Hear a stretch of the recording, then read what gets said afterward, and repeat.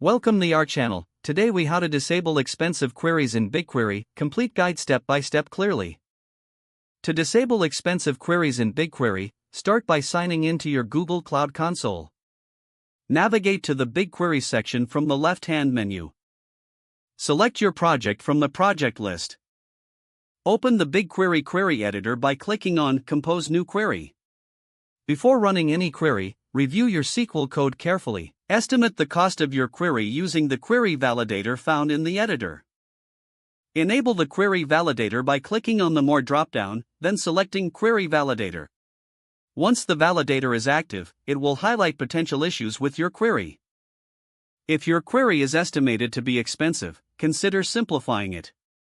Try breaking complex queries into smaller, more manageable parts.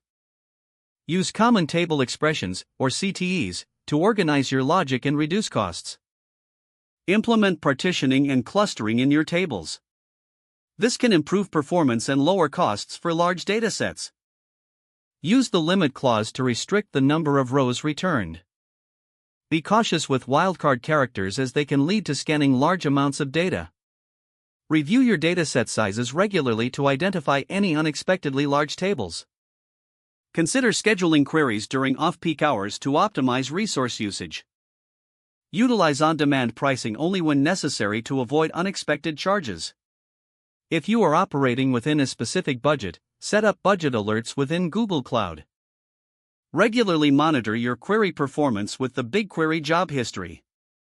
Adjust your approach based on the performance metrics available. Lastly, consider using the BigQuery sandbox for initial testing without costs. Following these steps will help you effectively disable or manage expensive queries in BigQuery. If the page does not load, refresh the browser or try again in a private or incognito window.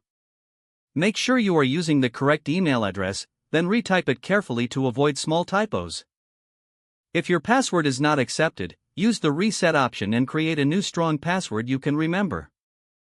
Check your spam folder for verification or security emails, then complete any requested confirmation steps. Enable two-factor authentication if available to improve account security and reduce unauthorized access risk. After signing in, review your profile details so your contact information and settings are accurate and current. If you see an error message, note it down and try again after restarting your device and internet connection. Don't forget to like this video and subscribe to our channel for more step-by-step tech guides.